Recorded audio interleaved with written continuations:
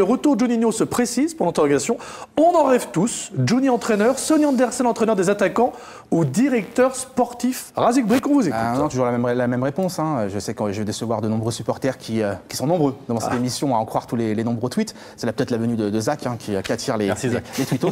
Mais non, malheureusement, en fait, encore une fois, aujourd'hui, il n'a pas pris de décision. Il réfléchit. Il y a plusieurs stratégies, plusieurs hypothèses entre guillemets. Il y a sa famille. Hein. Il est très attaché à sa famille, ses filles qui étudient, etc., qui sont étudiantes. Aux États-Unis en plus. Lui, il a un rôle aussi qui lui va bien en tant que consultant sur une grosse chaîne de télévision brésilienne. Voilà. Et puis surtout, Juni, c'est un affectif. C'est quelqu'un qui est parti par la grande porte, entre guillemets. Ah oui. C'est quelqu'un qui est adoré des supporters lyonnais. Et là, de revenir, il y a quand même une part de risque. Et Nico est bien placé pour le savoir, parce qu'il en discute souvent avec les anciens justement, que ce soit Sidney, qu'on salue aussi, Govou, que ce soit Greg Coupet, lui qui a fait le choix de revenir au sein du staff technique, mais à un poste quand même moins exposé que directeur sportif ou qu'entraîneur. Donc voilà, c'est compliqué hein, lorsqu'on a été idolâtré, entre guillemets, lorsqu'on est respecté par des supporters, par un environnement, par un club, de revenir comme ça, il y a une part de risque, et Juni veut venir, ou revenir en tout cas, avec des garanties, bien évidemment. Il faut des garanties. Aujourd'hui, Juni a plus à perdre qu'à gagner. Parce qu'on sait l'idole qu'il est pour les supporters de l'OL, à juste titre d'ailleurs.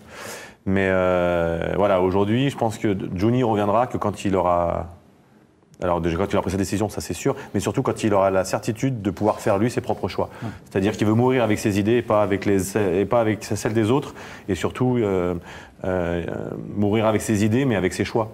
Et sans qu'on lui impose quoi que ce soit. Le problème, c'est que là, forcément, s'il prend l'équipe en cours de route, c'est l'héritage des personnes avant lui. Et je suis pas sûr. Je pense que Juni, vu comme il travaillait, vu la rigueur qu'il mettait dans son boulot, j'ai bien subi ses coups francs tous les jours pour savoir qu'il mettait de la précision et de la rigueur et de la discipline.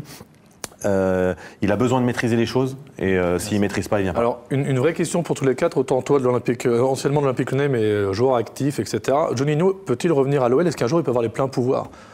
La question, elle est simple. Est-ce qu'on peut envisager un scénario où Juninho, comme tu dis, sera vraiment maître de son destin, maître de ses décisions? J'en ai aucune idée. Ça, c'est le président qui peut décider. Je pense que si ça traîne, c'est parce qu'il doit y avoir des manques de garantie d'un côté ou de l'autre par rapport à ces questions-là.